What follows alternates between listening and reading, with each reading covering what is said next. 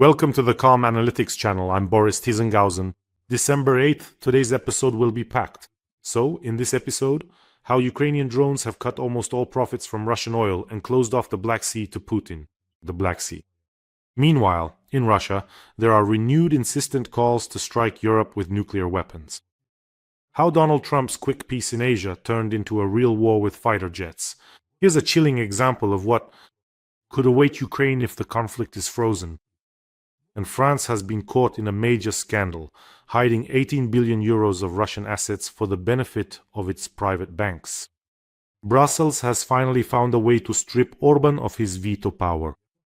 And the story of an American who fought for Putin, loved Putin, and whose story has finally reached a bloody end.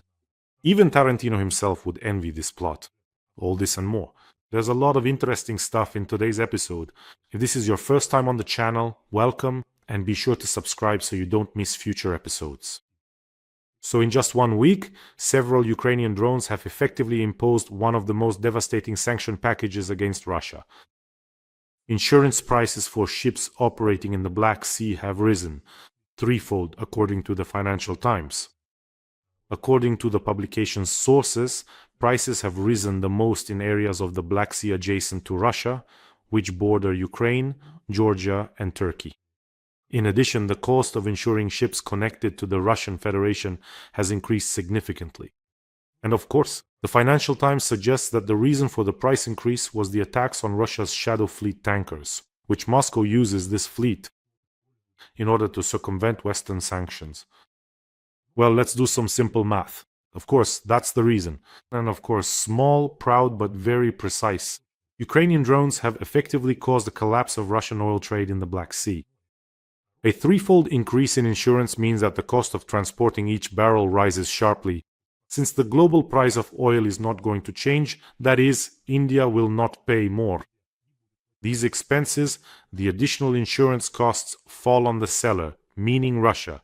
And naturally, just like India, China also is not going to pay more. So Russia will be forced to offer an even bigger discount to compensate for these risks to the carriers. Less money in Russia's budget, less. Russia will produce fewer missiles. That's simple math. And I want to emphasize that this is not a simple matter. All of this was accomplished by just a few Ukrainian drones in literally a week. And add to that the fact that Russia is already selling oil almost at cost. You can spend years discussing and drawing up price caps on paper, but physical sanctions are the most effective. Especially since Russian oil directly replenishes the military budget. All these tankers, ports, Russian terminals, they are all an unlawful target for Ukraine. Because let me remind you, for Ukraine, it's a matter of survival. Plain and simple. If we don't do this now, Putin will get more money, Putin will be able to wage war longer, and so on down the list. Putin has become so brazen that he's now blatantly blowing up railways in Poland. And he gets outraged that someone dared to attack his tankers. He constantly strikes civilian infrastructure in Ukraine. Of course, all these Shadow Fleet tankers need to be driven deep into the woods. That's exactly where they belong. I think that in the near future, the GOR and SBU will consolidate their success against the Russian Shadow Fleet. And for all of this, someone will pay personally, Putin and accordingly his wallets. And take note, when I was preparing for this program, it turns out that Ukraine is already chasing a second fleet across the Black Sea. The Russian fleet. The first was the Black Sea Fleet, the third, whose flagship, the cruiser Moskva, Ukraine sank, and now the second, the Shadow Fleet. Ukraine, which doesn't have its own fleet, is already chasing a second fleet. Well, I think the captains of these tankers, and especially the owners, they really don't want their Shadow Fleet to suddenly become a Shadow submarine fleet. So Ukraine is doing everything right. Brilliant, well done. Naturally, this leads to impotent rage, especially since after 4 years of war, they keep fighting and fighting. After the full-scale invasion, the war has actually been going on since 2014. In Russia, out of this impotent rage, the number of threats to use nuclear weapons against Europe has increased. So, it's like astrologers have declared a week of nuclear strike threats. And in Russia, there's a program called Politnavigator. And recently, I came across a segment where a Kremlin court political analyst named Karaganov, he's one of the adherents, ideologists of the Russian world and a Kremlin propagandist, was featured. He was talking about how he really liked Putin's recent phrase that Russia is ready to fight, that we're ready to go to war right now. Remember how Putin, kind of awkwardly, was smiling proudly, saying, "We're ready right now," although in reality, you could see the fear in his fish-like eyes. So this Karaganov declares that after the so-called special military operation, the war should continue. He didn't say on whose territory or in which country, but this war, according to him, should become nuclear. And it should lead to the destruction, I quote, of Europe's military-industrial potential. And even better, the centers where decisions are made. I just want all Europeans to hear this. These are all the people who advise Putin, who come up with the escalation doctrine, the step-by-step approach for him. Back in June 2023, this same Karaganov published an article in which he called on the Kremlin to launch a preemptive nuclear strike on Europe, and in such a scenario he assured that the US would not intervene on behalf of European countries. After all, to quote, "No one is going to sacrifice a hypothetical Boston for a hypothetical Poznan." Listen, in a way he was right, wasn't he? And now Europe is drawing its own conclusions. But I have a feeling that if all these, as he puts it, hypothetical Poznan, hypothetical Kyiv, hypothetical Berlin, hypothetical Paris, hypothetical Helsinki come together, the Baltic countries, add them in as well. If all of them unite in a serious military alliance, then there won't be much left of hypothetical Moscow. Well, according to this Karaganov, the only way to break the West's will is to strike with nuclear weapons. He's insane. And you know what's interesting? Most of them actually own property in the West. And he basically summed up the essence of modern Russian policy. If we're not loved or respected, then at least let them fear our strikes. Their entire calculation is based on the supposed cowardice of the West. The only thing, of course, is that Karaganov deliberately forgets to mention Beijing's opinion, which doesn't look too kindly on Putin's nuclear games. Xi Jinping doesn't need a radioactive Europe, his main trading partner, nor does he need the collapse of the global economy. So, let me remind you, this is what I always say. Calls for nuclear war in Russia are an admission of defeat in a conventional war. That's all there is to it. The louder they talk about nuclear strikes, the worse things are going for them at the front. In my work, I have to review a lot of materials, including content from Russian channels. Honestly, it's not easy to watch, it really isn't. But when you watch, especially what they're saying there, the expressions on their faces, it's like a satanic ball going on. But what always saves me is my slight schizoid tendency and my ability to shut off my emotions. So that's a quality I have. And lately, on Russian channels, it's like there's a competition among Putin's lackeys for the longest kiss to his Botoxed ass. I mean, in 12 years they couldn't conquer Donbass. But now, as if on cue, they all started talking about how they're going to go to the sea in Odessa, how they're going to stroll around Kyiv, and something else like that. Why are they suddenly daydreaming? For 12 years you haven't been able to take Donbass. What Odessa are you even talking about, you macaques? Explain it to me. What happened? What's with this new rhetoric of theirs that they'll take everything? I think they need to sugarcoat the pill for the deep people. Otherwise everything looks kind of bleak. Putin already took Pokrovsk on his television 2 months ago, but somehow he still hasn't actually taken it yet. They haven't taken Kyiv for the deep people. They haven't taken Pokrovsk. They've been fighting for Donbass for 12 years. And taxes in Russia go up every month. Something doesn't add up, does it? After all, they're supposed to be the victors in their own opinion. They're supposed to have all of this now. These are their new lands. So where is it all? And here I came across another ghoul. They have this director with the last name Hasanov. And in his phrase, you can see all of Russia's attitude. Not towards Russia, but towards all other countries. Listen, please. Ukraine is not needed by us in any form as a state. We need it. Rich, strong, good, with dumplings, with wheat, with beautiful girls, as part of Russia. Seriously, I have 2 questions then. How did you like the dumplings the Ukrainians served you when you invaded Ukraine? Hundreds of thousands of Russians ended up in the black soil. Did those dumplings go down well for you? And also, pay attention. This is exactly what Russian patriotism is all about. They want Ukraine to be rich, but as part of Russia. So why don't you make Yakutia rich, or your own Bashkortostan? Why don't you make your own regions prosperous? They don't want to be rich as part of Russia, and they want Europe to be rich too. But theirs, basically, they want everything at once. For you to make everything prosperous over there, and for us to make everything prosperous here, plant wheat, and then they'll come like locusts to reap the benefits and, well, ruin everything. That's all there is to it. As Putin used to say, grab and go, dumb thieving louts. And I'm not just talking about Putin right now, but about the majority of those about everyone who supports Putin, about the fans of the Russian world. It's all one big collective Putin. Yes, there are those who don't support Putin. Yes, there are those who, with Russian passports, are fighting for Ukraine. There are such people too. But for the most part, just look at their interviews. He goes toothless until retirement, yet for him, Putin is the world's greatest president. Do you understand? How is that even possible? By the way, friends, let me remind you, thanks to whom this is that same dumb, thieving rabble. Now they're trampling around where they are, on scorched earth, and they're being destroyed by the thousands. These are our defenders. The Ukrainian army has shown something truly incredible, almost a miracle. It's true. No one, let's be honest, no one believed in those first weeks that Ukraine would hold out. Not only hold out, but then drive the Russians back. Away from Kyiv, from Chernihiv, from Kharkiv, drive them out of Kherson. Did anyone really believe that was possible? But the army did it. That's why this important fundraiser is for the legendary Azov, the 1st Azov Corps, the 14th Brigade, Chervona, Kolyma, for the fighters of the Special Forces Company. They asked us to help them raise funds for a ground robotic complex. Muracha Mini Ant.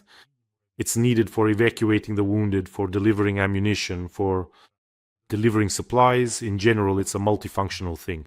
Right now, unmanned ground robotic systems are in short supply at the front.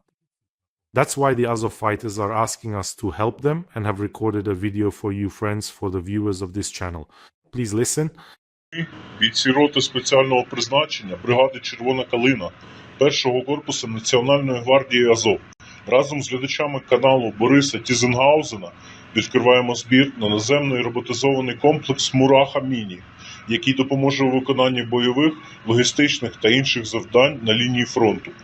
Ми вдячні за ваші донати, поширення збору та вашу небайдужість. Слава Україні! Героям слава! So friends, this is for the fighters of the Special Forces Company of the 1st Azov Corps. This equipment is very much needed right now. And believe me, the legendary Chervona Kalina and the 1st Azov Corps will do everything to make sure this orcish horde disappears from our land forever. Your donation in this case is a direct investment in saving the lives of our defenders and in destroying all this filth that has come to our land. The link to the fundraiser is in the description of this video. There is Mono there. Privat and PayPal are available for those who want to help from abroad. To each of you, I say a huge thank you. Always. You have no idea. I don't know how to express this gratitude to those who help Ukraine and our defenders. In case you don't see the payment details here, there is a QR code. You can always use it as well. And one more piece of news. Another piece of news, which I actually wanted to start with it, but it seems to have settled closer to the middle of the episode. At first, you might not quite understand why I picked this news, but by the end, I think it will become clear. Clashes broke out on the border between Thailand and Cambodia after this war was settled by Donald Trump. In other words, Thailand and Cambodia exchanged strikes on each other's territory. As a result of the artillery shelling of a Thai base, 1 soldier was killed and 3 were wounded. In response, Thailand scrambled F-16 fighter jets and simply struck at the positions of Cambodian artillery. This is a powerful geopolitical case that shatters the entire mythology of Donald Trump's quick peace deals. I understand that his intentions are good, at least for himself. I'm almost certain that the main goal is to get the Nobel Peace Prize. What about Cambodia and Thailand? What about Ukraine? What about other countries? Well, in general, all that is secondary. The main thing is the Nobel Peace Prize. That's the feeling I get. I could be wrong. Let me know in the comments. Maybe Donald Trump really does care about peace in every country where he tries to broker it. So, the Russian side, if we move on to our own example, so here's an example. A peace was made quickly, but in reality, it may have led to a new turn of events that hadn't happened before. The Russian side constantly demands to eliminate the root causes of the conflict, as they put it. In their view, these causes vary. They come up with different ones. NATO not expanding, some kind of leadership they don't like, they want denazification, demilitarization. But in reality, the root cause of the conflict, if you decode their orcish language, is to eliminate Ukraine itself. So Ukraine itself is the root cause. It shouldn't be independent. It shouldn't be sovereign. That's the whole root cause. And they can make up as many reasons as they want. About the church or something else, whatever. Although in reality, the root cause of this war, and of all future ones, because there will definitely be more, is that bald one, a 1.5-meter tall chupacabra that's holed up in the Kremlin. A failed geostrategist, let's call him that. Back in 1994, while working at the St. Petersburg mayor's office, Putin confided that eastern Ukraine, Crimea, northern Kazakhstan, all of it, everything, would all be Russia. So, by eliminating this bald root cause, you will prevent more than one war. If Donald Trump eliminates this root cause, he could be given the Nobel Peace Prize, because he will have prevented at least several wars. Well, anyway, in Asia, he reported on a historic reconciliation. And then, well, what happened, happened. So, it's like putting duct tape on the Titanic. No matter how much blue tape you wrap around the damaged parts, it won't save you. Sooner or later it will burst. That's why a quick peace isn't always a good thing. I said the same thing.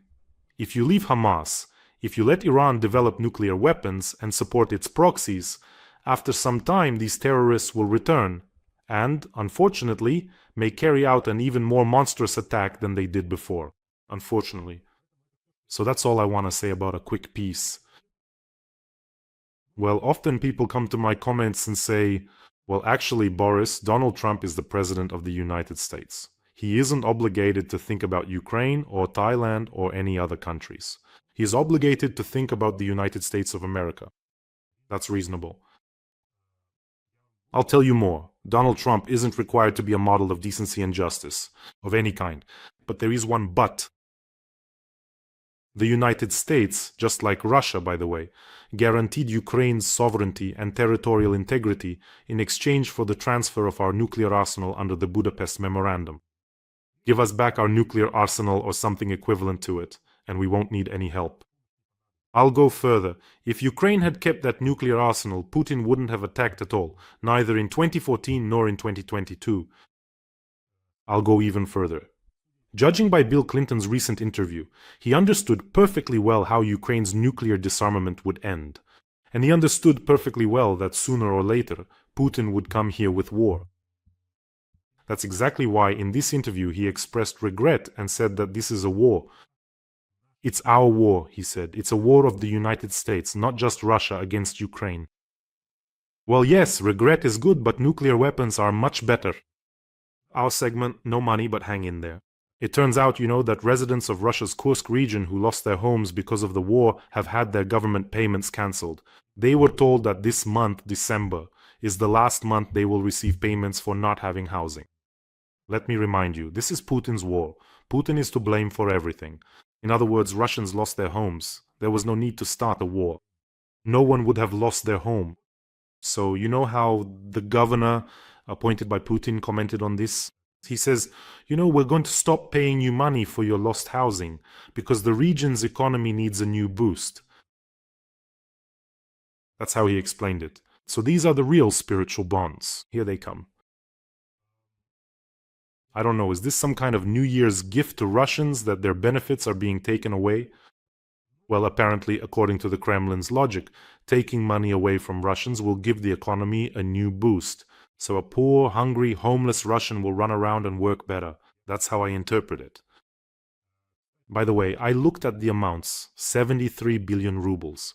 That's all they've spent in total on compensation. Do you know how much that is in military terms? That's 2 days of Putin's war. So basically, in just 2 days of Putin's war, they could have done something good for Russians. And it's already been calculated that if Putin hadn't spent money on this war, he could have treated all the children in Russia, he could have provided housing for all Russians. Can you even imagine that? He could have renovated all the schools.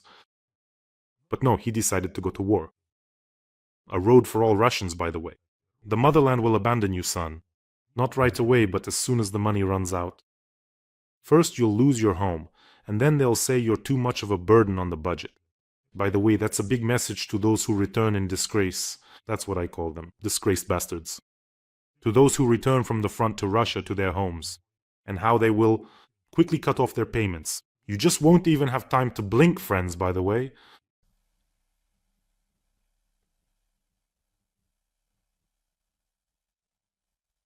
Don't forget to subscribe to this channel. Here, we're not only fighting against Russian propaganda, but also exposing Russian lies, which the Kremlin spares no money on either. They begrudge Russians money for housing, but not for lies and propaganda. And we will also make sure that Russia will never wash away the shame of this war, so subscribe. Now, here's a scandal, probably one of the main news stories. And in this context, France has found itself in such a scandal. Well, it's really very ugly, very much so.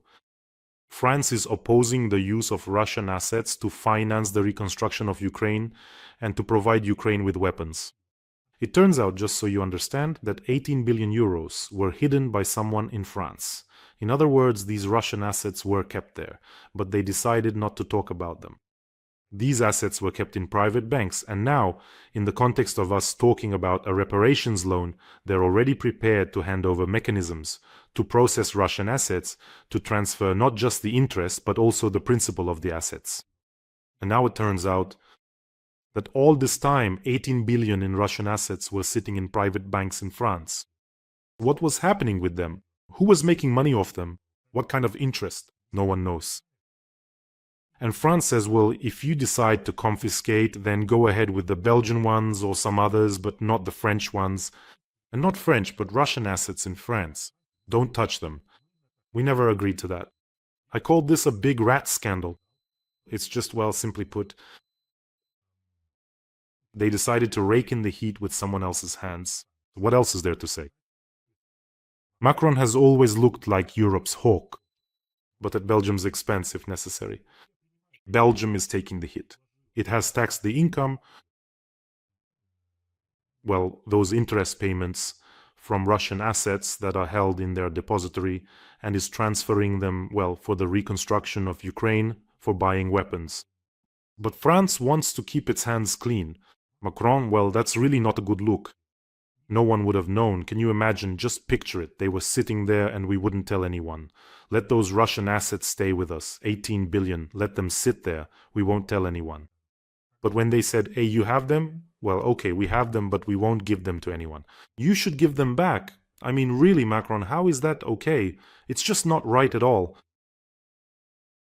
And also, you know, many experts have suggested that those 18 billion were not just sitting there for no reason. Those billions have been there for almost 4 years now, haven't they? Let me remind you, they're frozen because the people who own those assets are under sanctions. It's not like they're just sitting there as dead weight. What if someone was making money off them? Come on, admit it. It would be silly for 18 billion to just sit there like an anchor. Tisk Macron, that's not nice at all. But in the European Union, some economists started having bright ideas, and they found a way to freeze Russian assets indefinitely. So in the 4th year, they reread the legislation and found an article that allows them to freeze Russian assets for a very, very long time without the consent of all EU member states. How did this mechanism work before? Every 6 months, everyone had to come together unanimously. All 27 countries had to raise their hands and say, we continue the freeze. As always, Orban would show up, the pterodactyl of peace, switch on turbo blackmail mode and say, well then, unfreeze some money for me over there, some funds, turn a blind eye to this or that, and then I'll agree. But now it turns out they've found an article that allows them not to ask Orban about anything. That is, they simply don't need to ask him. No need. A unanimous decision. If there are economic shocks, which Brussels considers the war to be, then that's it. Orban's consent is not needed. They can just do it by majority. So Orban, drink your kefir and relax. Now everything will be decided without you. They're taking away another trump card of blackmail from him. And I think this is wonderful news.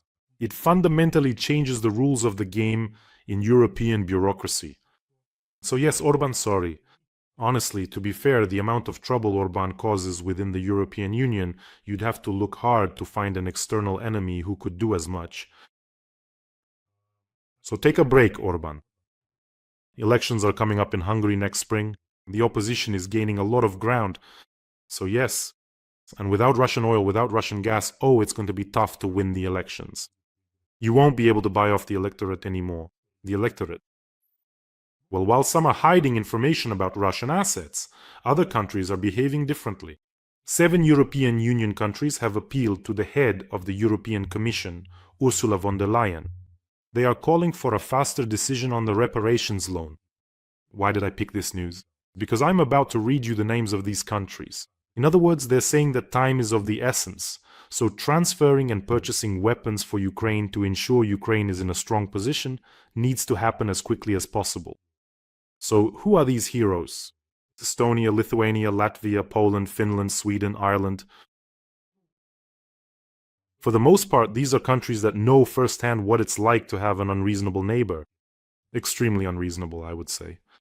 So a huge thank you to you, dear Estonia, Lithuania, Latvia, Poland, Finland, Sweden, and Ireland. And a huge thank you to all the countries that are helping Ukraine. I have a feeling that right now there's a kind of turning point when everyone realized that Donald Trump might say, well, here I am. Everyone realized they're not involved and that you have to rely on yourself. Pull yourselves together and hit them right in the bald head. Right there. And here's some news to end with. Today is the anniversary of the fall of Assad's regime. December 8th, 2024. Arguably the fastest, as they say in Russia, negative growth of a dictatorship in history happened.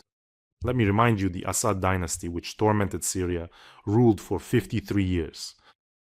Packed up their suitcases in just 12 days. For years, Russian propaganda claimed that Assad was like a rock, that the people adored him, and his army was more loyal than ever. In the end, both the Russians and the Syrian lions held a race to see who could reach the airfields and get out of Syria faster. So yes, and by the way, for Putin, I think this is his worst nightmare. This is something that will haunt his dreams for a long time. Assad ruled for 50 years. Well, I mean the Assad dynasty. Putin has been in power for 25 years. Remember when Prigozhin marched on Moscow?